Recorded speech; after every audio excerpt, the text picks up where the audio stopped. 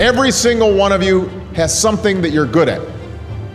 Every single one of you has something to offer. And you have a responsibility to yourself to discover what that is. Worry more about what you want to do rather than what you want to be. In case Kanye is serious about this whole POTUS thing, or as he calls it, PZ, I do have advice for him.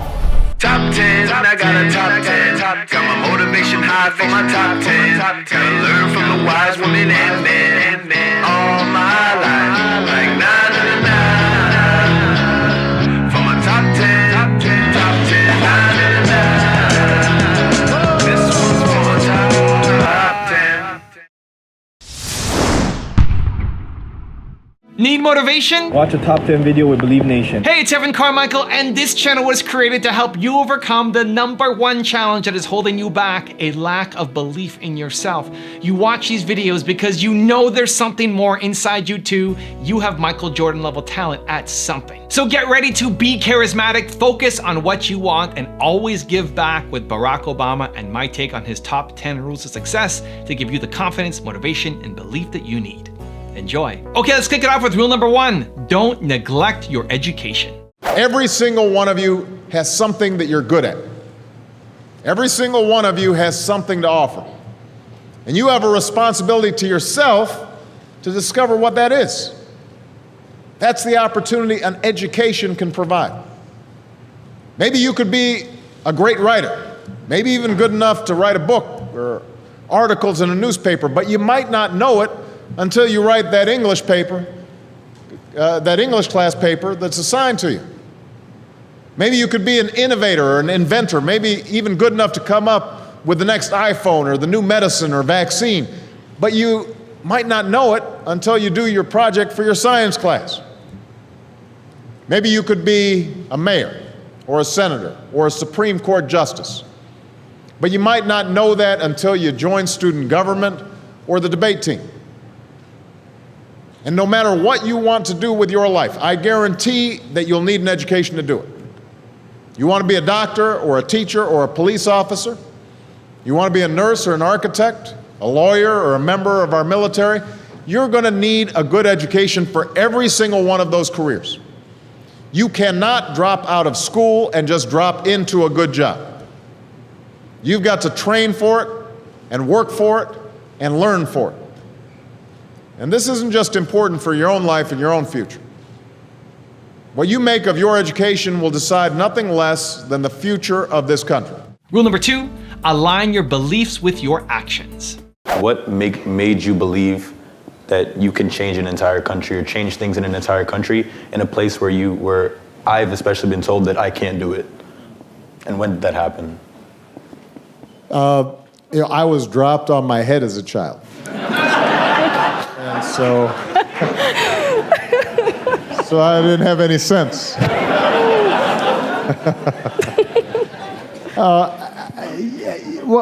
I think this actually connects with Yara's earlier question about how do we sustain a movement. There's a corollary to that, which is how do we sustain our own sense of hope and drive and vision and motivation, and how do we dream big? And for me, at least, it was not a straight line. It wasn't a steady progression.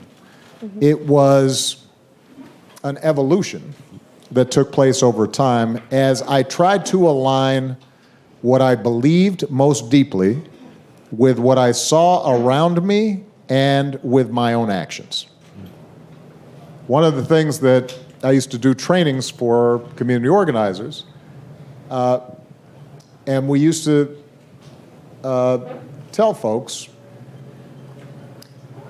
if you want to know what your values are right now, look at where you're putting your time, your money, your energy. You may tell yourself that you are really community-minded, but if all your time, money, and energy is going into going to the club or playing sports, then that's actually what's important to you. Now, what happens is as a young man, I've said before that I was kind of a goof off. When I was your age, I was not sitting on the stage talking in some serious voice about. I was out there trying to get with some girl or playing basketball or, doing things I shouldn't have been doing. But what started happening was that I would read, let's say, about Nelson Mandela and the struggles in South Africa, and I'm in a class and I'm raising my hand and I've got some opinion, or a representative of the African National Congress would come to campus, and they were my age, and they're risking potentially getting thrown in jail, or they're in exile trying to struggle, and I'm saying to myself, if I really do believe in that, then what am I doing about it? Yeah. And what am I willing to give up? And what am I willing to sacrifice? And so there was this long process for me of aligning what I said I believed in with my behavior, and then testing what I could change so that the world would align better with what I believed in and my values. Rule number 3, be charismatic. You may have heard about this. Kanye is thinking about running for Speaker of the House.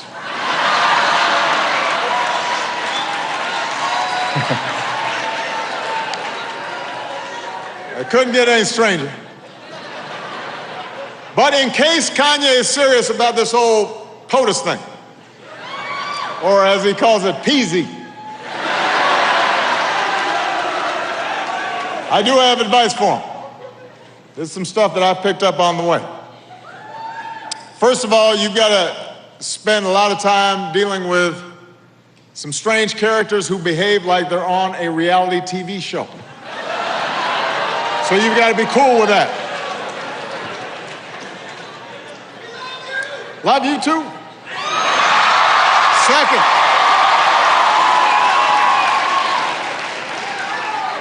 Second, this is a second important tip. Saying that you have a beautiful, dark, twisted fantasy. That's what's known as off message in politics. You can't say something like that. There are a lot of people who've lost their congressional seats saying things like that. You don't do that. That's number 2.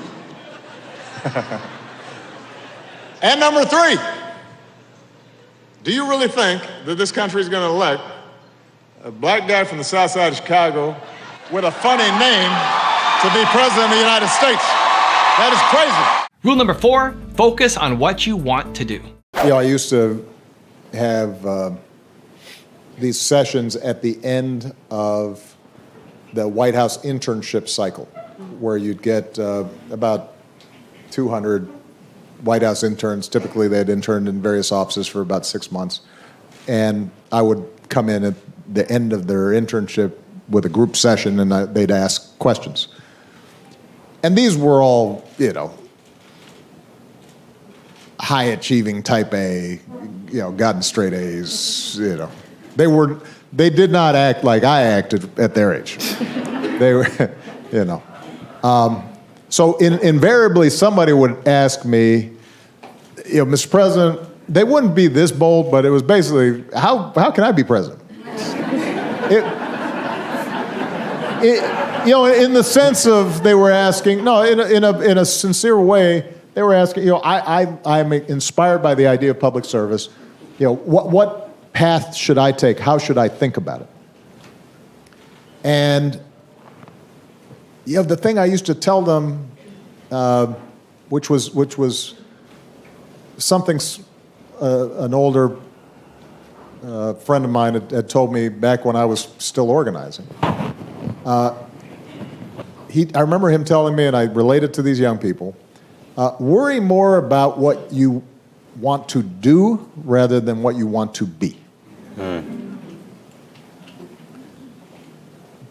Part of the problem of politics is typically, whether it's Washington, D.C., or any other capital around the world, a lot of people got there because they had an idea in their head of, I want to be a congressman, or I want to be a member of parliament, or I want to be X, Y, Z.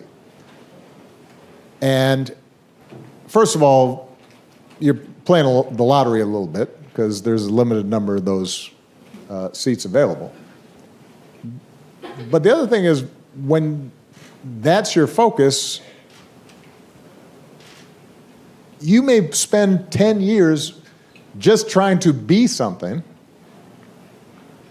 and when you get there, it turns out that you have no idea what you want to do with it. Also, if you want to learn from other Black leaders, check out my 254 Black Excellence series. It's free. The link to join is in the description below. Maybe someone in your family has lost their job and there's not enough money to go around. Maybe you live in a neighborhood where you don't feel safe, or have friends who are pressuring you to do things you know aren't right. Rule number 5, always give back. Everyone has a role to play. And those of you who are planning to go into business, I think it's wonderful that you're going into business.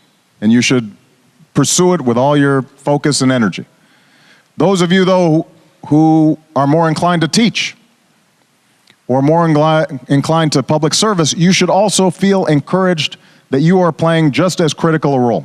And whatever occupation you choose, giving back to the community and making sure that you're reaching back to help people, lift up people who may have been left behind, that's a solemn obligation. And by the way, it's actually good for you. It's good for your spirit. It's good for your own moral development. It'll make you a happier person, knowing that you've given back and you've contributed something. Rule number 6, take the long view. This is a fun job. Right. Every day I wake up and I get a bird's eye view on what's going on everywhere in the world. Mm-hmm. I can have as much of an impact on the things that are important to people as anybody on the planet. Right. If you're applying yourself steadily every single day to the job, and you're keeping your North Star, which is, when I leave this office, I want things to be a little bit better, then the day-to-day criticism, the chatter, the noise, is something that you end up blocking out. And the longer you're in the job, the more you're likely to take the long view. Rule number 7, be patient. It is very rare where change happens overnight. And that's, now, when you're young, you're supposed to be impatient. If you're too patient and you're young, you may not get to where you want to go.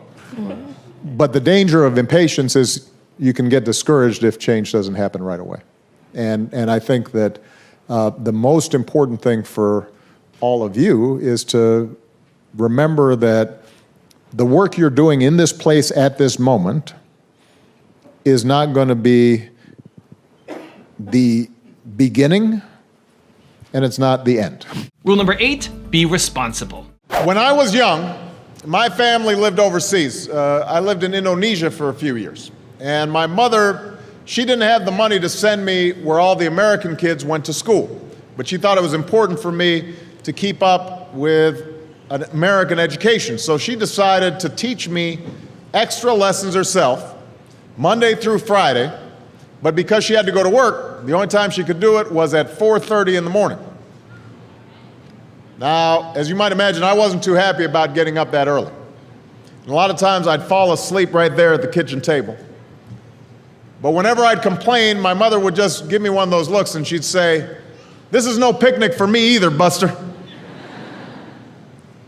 So I know that some of you are still adjusting to being back at school, but I'm here today because I have something important to discuss with you.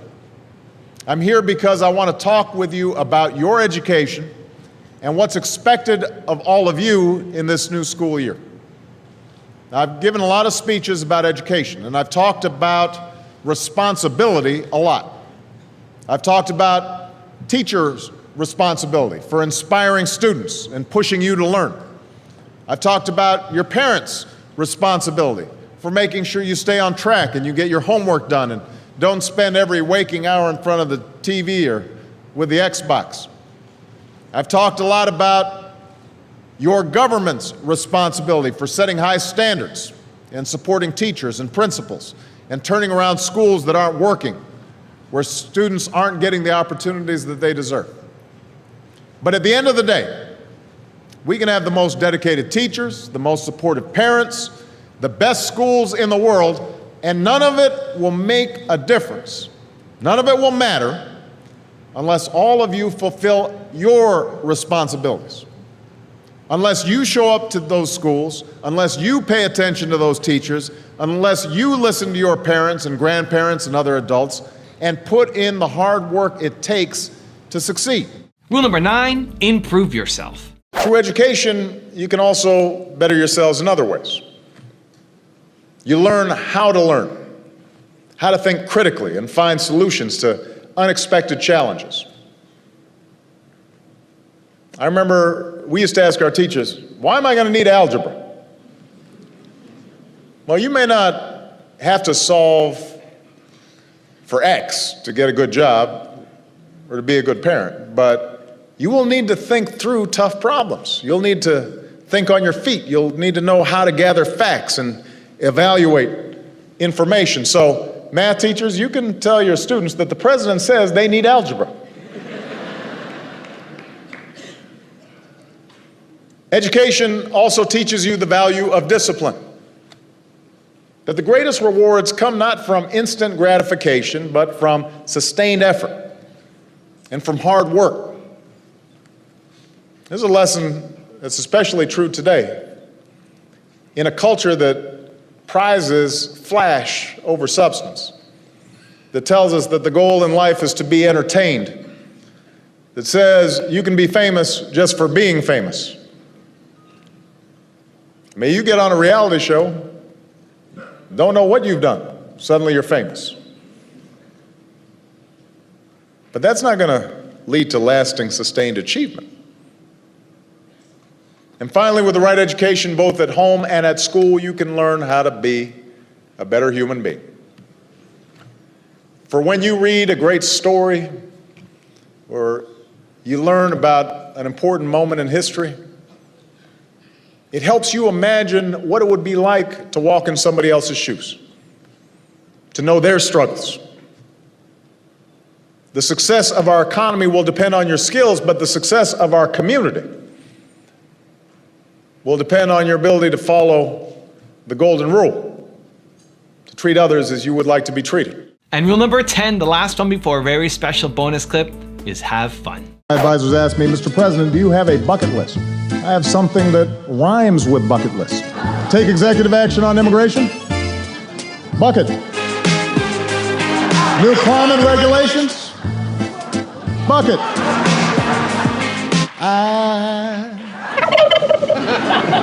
Don't interrupt. I'm so in love with you. I feel more loose and relaxed than ever. Those Joe Biden shoulder massages, they're like magic. He's about to go from commander-in-chief to couch commander. You, Chuck Todd. Oops. You look great. I feel good. How much do you weigh? You know, I could call a nuclear submarine right here. Obamacare is great, and it's really working. I have no more campaigns to run. I know because I won both of them. These days I look in the mirror and I have to admit, I'm not the strapping young Muslim socialist that I used to be. And with that, I just have two more words to say. Obama out. Now I have a special bonus clip from Barack Obama on how to see yourself in other people that I think you're going to enjoy. But before that, it's time for the 3-point landing questions. Let's go from just watching a video to taking action. Here we go. Question number 1. what can you do to improve yourself this week? Number 2, where do you need to be more patient? And number 3, how can you better align your beliefs with your actions? And if you made it this far in the video, I want to celebrate you. Give me a hashtag believe down in the comments as well. I actually wanted to ask you, you mentioned Mahatma Gandhi ji a lot, usually in your speeches. So I was just wondering, how exactly do you implement his principles and his values in your day-to-day life, and how do you expect the people in US to implement those values? Well, thank you. It's a terrific question. Let me say, first of all, that he, like Dr. King, like Abraham Lincoln, are people who I'm constantly reading and studying, and I find myself falling woefully short of their example all the time. So, I'm often frustrated by how far I fall short of their example. But I do think that at my best, what I'm trying to do is to apply principles that fundamentally come down to something shared in all the world's religions, which is to see yourself in other people, to understand the inherent worth and dignity of every individual, regardless of station, regardless of rank, regardless of wealth, and to absolutely value and cherish and respect that individual. And then hopefully try to take that principle of treating others as you would want to be treated, and find ways where that can apply itself in communities, and in cities, and in states, and ultimately in a country and in the world.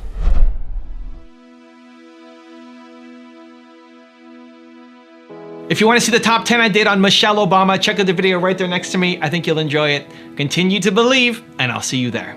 You got to be open to taking some risks and not being afraid to fail. Failure is the key to success. I want you all to stay true